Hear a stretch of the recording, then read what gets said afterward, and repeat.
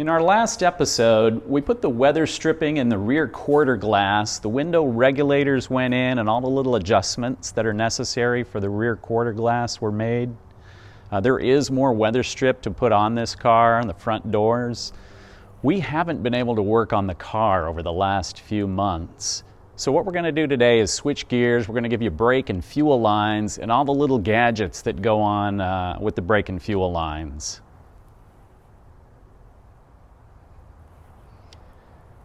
And we'll talk about that later.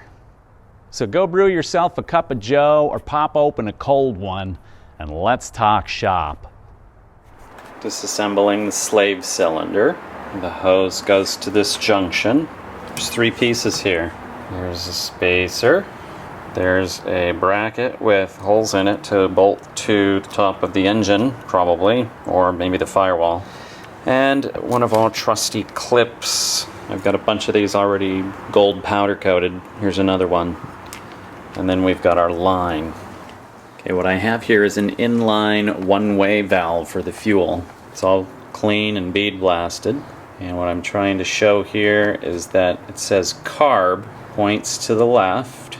The carb goes towards the side with that thin layer of, whatever that is.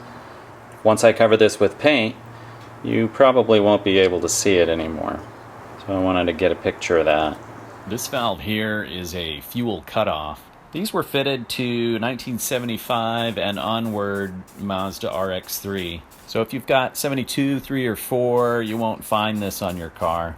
And it's got a little check ball in there. You can hear it jiggling around. And it's designed so that if there's a rollover, maybe somebody was driving like a maniac, the little check ball will shut off flow to either the carburetor or from the fuel pump. I'm not sure which, but the check ball shuts off fuel flow. I like contrast, so painting it black, it'll be on the silver firewall. So that'll be cool.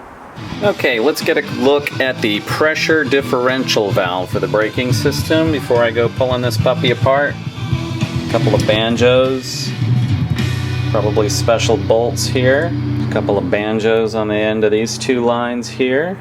Let's get a look at the different shaped lines and where they plug in. See how that one curls around, goes up top. This guy coming out the side shoots all the way off to the right side of the car. And the two that get the banjos are the short guys.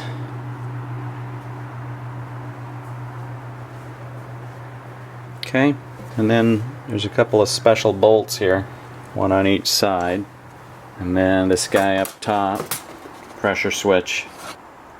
On the brake proportioning valve, something has precipitated inside the little ports here. Not sure if you can see that in there. Lots of crud in there. So getting these lines off was tough too. My 10mm brake line wrench is in the other garage, so I had to go get a new one.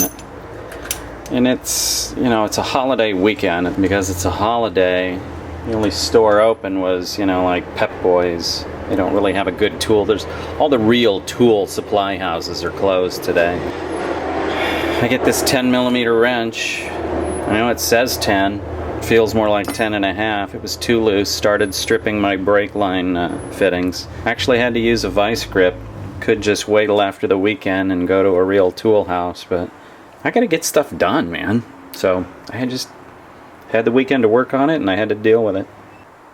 Coming off the brake differential valve. Pointed bolt. Washer. There's a spring inside there. Ooh, look at all that crud. Lots of crud coming off that thing. And this looks like a sending unit. It's just a brass housing. Goes over a connector. More crud in there.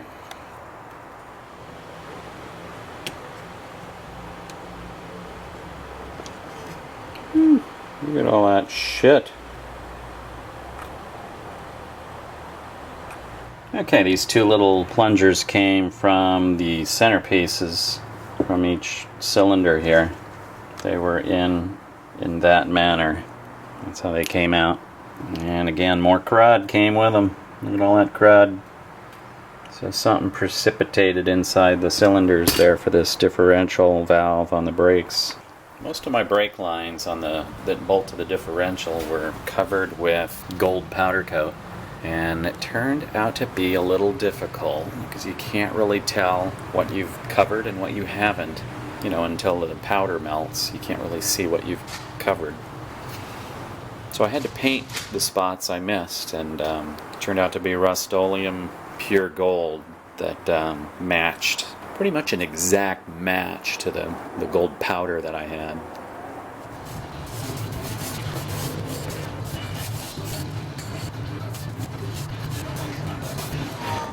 Today's all about piping. Got 3 fuel lines and a brake line. Time to clean them up.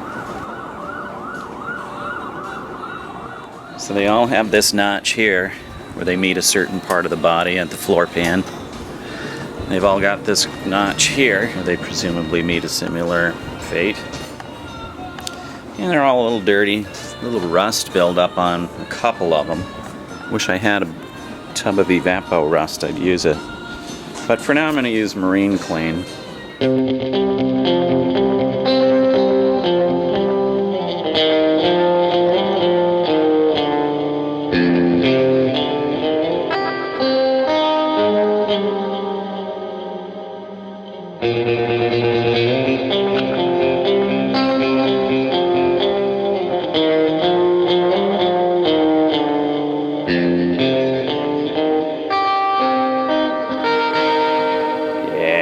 They're looking a lot better now. Pretty darn clean. There might be a couple of spots of little surface type rust. Yeah, I'm gonna hit some of these rust spots with a... I was hoping to use a wire wheel. I got little wire wheels, can't find them. You know? The tool organization setup is not the best. So, maybe it's time for a new toolbox. It's going on the Christmas list. I'm gonna hit these with a metal prep prior to painting. Same metal prep sold by POR15 for POR15 stuff. Yeah, so the metal prep is a zinc phosphate metal etching, you know. It's good for any paint, doesn't have to be POR15. You know, it roughs up the metal on a micro level. It's going to totally promote adhesion of the new paint to the metal. I really would have liked to have these plated, but, you know, my plater just wants stupid money for odd-shaped things like this, so too big to powder coat, too big to plate at a reasonable price. Rattle can. Yeah, the wind is so sporadic, it keeps changing direction. I had paint flying into the camera lens, it's getting all over my truck. I had to move the camera like 40 feet away and zoom way the hell in. Since I didn't sandblast the underside of the car, and there's still the undercoat here, along with some dirt and grime, you can see where the fuel and brake lines used to go. There's zebra stripes under here. It's actually going to be helpful to me because I'm about to put that stuff back. Catch this on creeper cam here. Yeah, so there's a map of where the lines used to go. You guys like fishing? I like fishing. I hope you do too, because when it comes time to put these brake and fuel lines back on the car, you're going to be doing some fishing.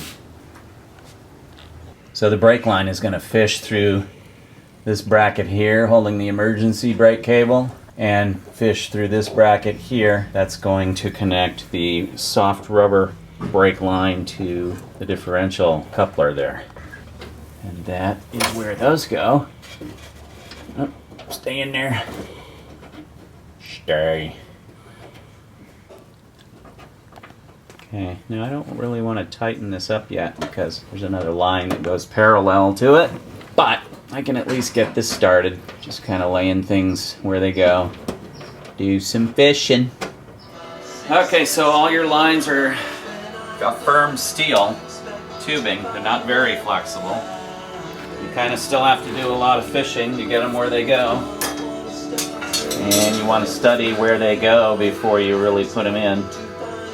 Got to get them in the right order. I'm going left to right underneath here. First was the brake line, then there was the fuel feed. and now is a fuel return. I've already started the hold down clamps. Get the other ones, the other tubes started. And these are real helpful to hold things in place when I go up to the front of the car to get things secured there as well. Something that Aaron Cake could certainly relate to is, if you don't know who Aaron Cake is, you should Google it. If I consider all of the time that I've spent setting up the shot, editing the videos, and getting these videos posted, I would be done with this car if I hadn't done any of that stuff. But I love filming and editing video and storytelling just as much as I love wrenching on my car. So, I'm more than happy to not be done yet, just so I can enjoy all those other things at the same time. All these little clamps are going. And there we go. You can put the rest of the clamps on now down here.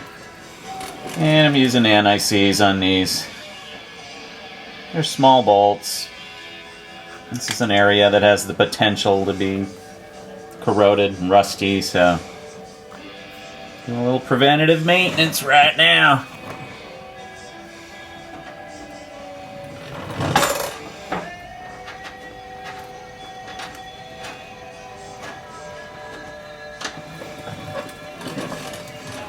So this plate back that I had powder coated, this protects brake and fuel lines that are under the car. So it goes down here.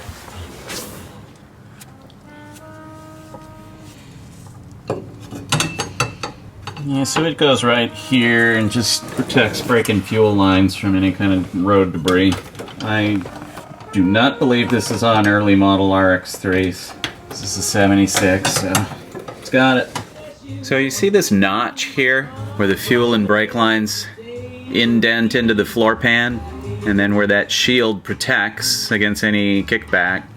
On the 74, the floor pan is different and it's straight all the way across. That indentation or notch, not there, straight all the way across. So that's one of the differences between a 74 and a 76.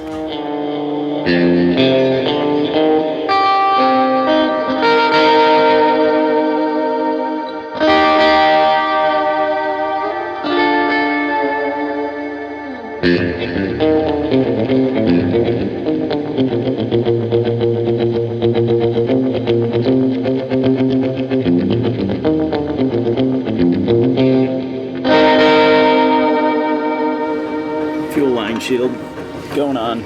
So RX3, 72, 73, and all the way up to April of 74, fuel pump is in the boot, or trunk as we call it in the United States.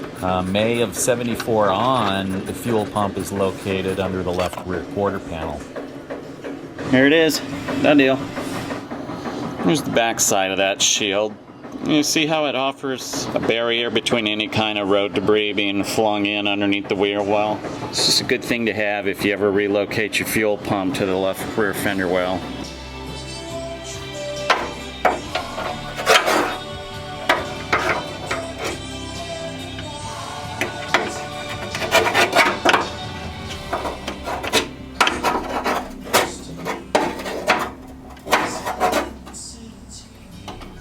A word about Rock Auto.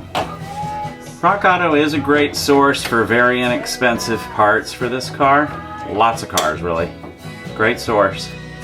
But it's very common for me to get the wrong thing from them. So, well, I ordered my brake hoses first thing, 2 years ago.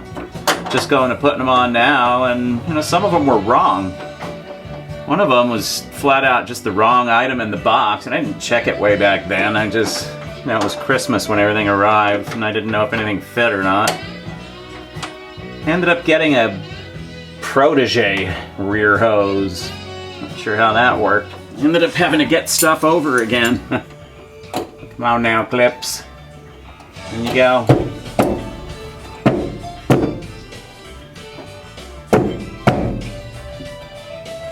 There we go. Alright, I'm gonna be a little bit perfectionist right now. It's crooked. This is pretty funny though. Getting all perfectionist underneath the car. It's like nobody's gonna fucking see it, so why am I freaking out on it? There we go. That's as straight gets. So to put the upper and lower brake hoses on your front calipers, the lower hose is short. There's a long threaded section and a short threaded section. Long threaded section goes on the caliper side.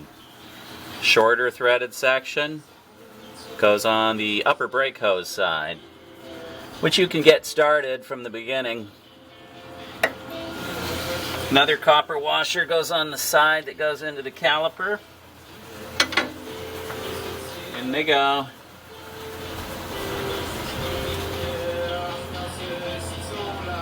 And now you thread this on here. There's your upper and lower brake hoses. Rock Auto. You know, one of them they gave me was wacky. It's the right length, wrong threads inside the hose. So, weird. Always check your shit out from Rock Auto. 17 millimeters.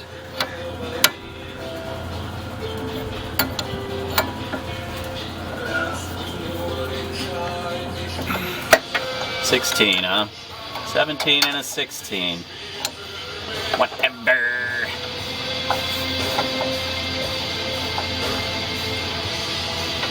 Snug that up. And then it gets clipped. Kind of a clip that has that little, it's got that little notch. The clip goes on the bottom.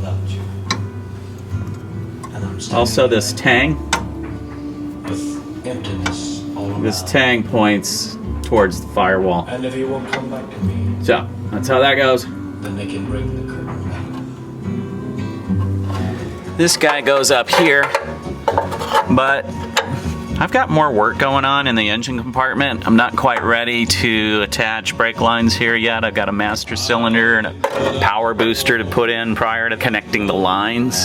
So I'm just gonna cap this, keep it, you know, dust-free, debris-free. All right, just like the other side. Short threaded section goes on the upper hose.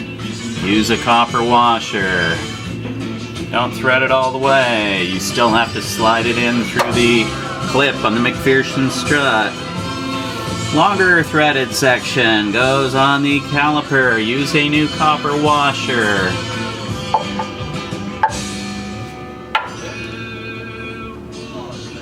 Now they're snug. 17 millimeters at the caliper. It's 17 millimeters at the upper hose. And 16 at the lower.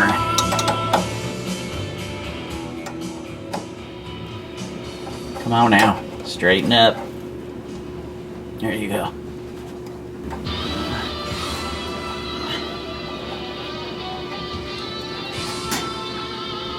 Okay, takes care of that.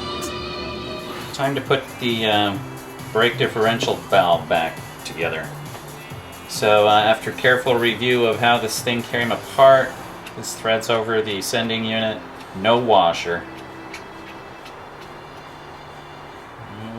We'll snug all this stuff up at the end. I should not have to crank down on this with a wrench.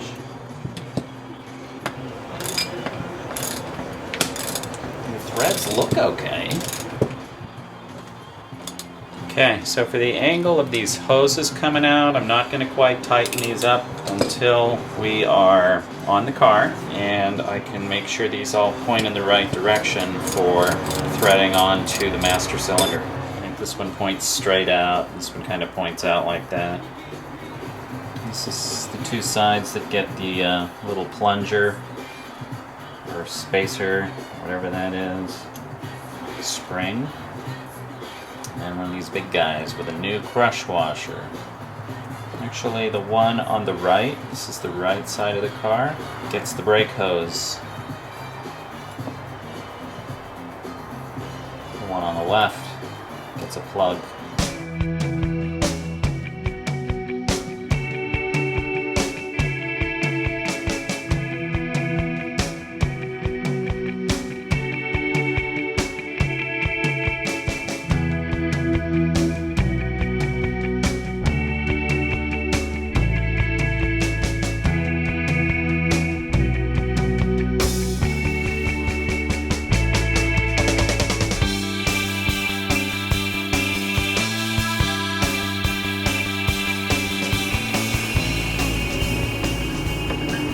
hear that spring compressing.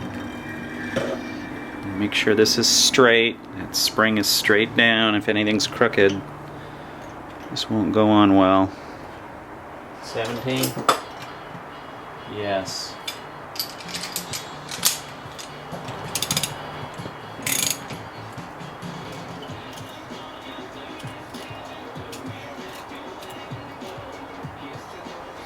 Again, we'll tighten that up later.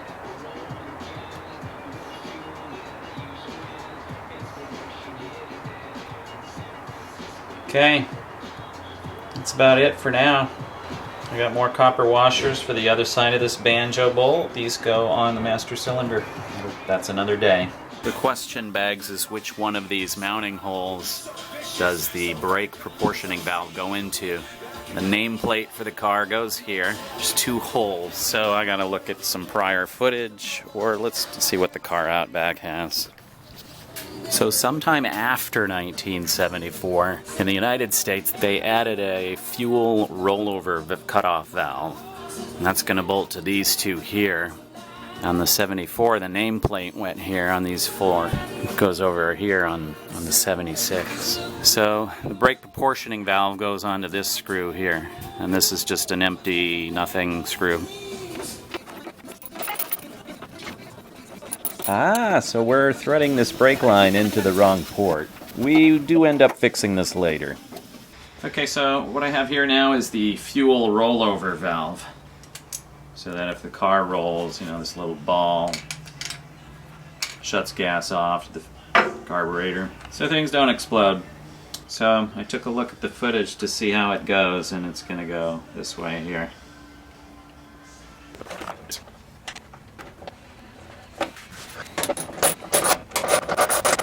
Give it a snug. Snug it. And that's where we're going to end this episode. And very soon we'll be putting the clutch master and brake master cylinder on the firewall. Before we do that though, we need to tend to the wire loom that plugs into the firewall, as once we put the brake master cylinder on, it's going to block access to that. So our next episode is going to be about electrics and the wire looms that plug into the firewall on both the left and right side of the car. Check us out on Facebook, Instagram, or Twitter, where you'll find other photos and updates that don't make it into our videos. If you want to support our video making process, we have a Patreon page where people can donate $1 or $2 to help make the video process go along. Thanks for watching Let's Talk Shop. Click that big red subscribe button and don't miss out on our upcoming videos, including electrical system, fuel tank, and lots of other things coming up soon.